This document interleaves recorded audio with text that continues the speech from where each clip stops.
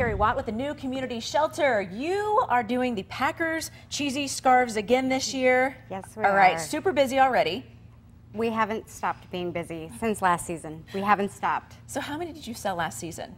Last season, I'm not sure the exact number, but we made almost $50,000 for the shelter for last season. Okay, now how did this idea kind of start?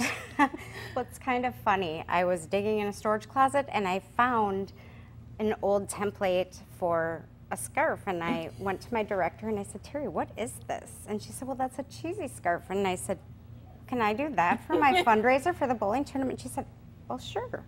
Well, we upgraded it and we played with it a little bit, and we ended up having a resident that actually had an embroidery machine and showed me a few tricks.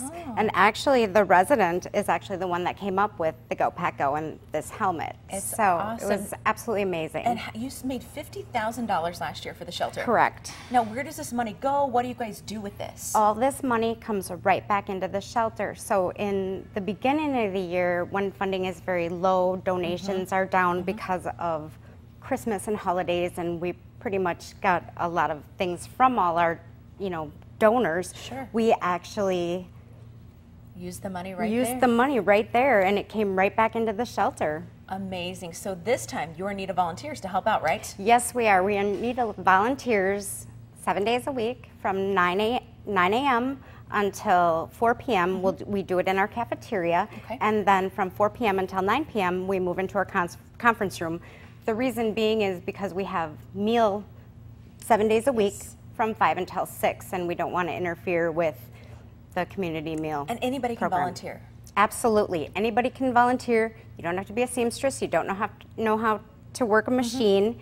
All you have to do is come in, and we have all the equipment we need, scissors and seam rippers and snips and everything. And I'm sure it's just a good way to get to know people and kind of interact, and just, you're doing something really good. The community support has been amazing. The resident support has been amazing. And I couldn't ask for any more. It's just everyone has been so supportive of this project. And to be quite honest, prior to making these scarves, I didn't even know there was 3 feet in a yard. So, I mean, it's been a learning experience for me as well. And they're super popular, and they look fantastic. Yes, everybody they has are. them around the area. So now if you're wondering where they came from, you know. Yes, the new community shelter. Awesome. 301 Thank you Mather. so much.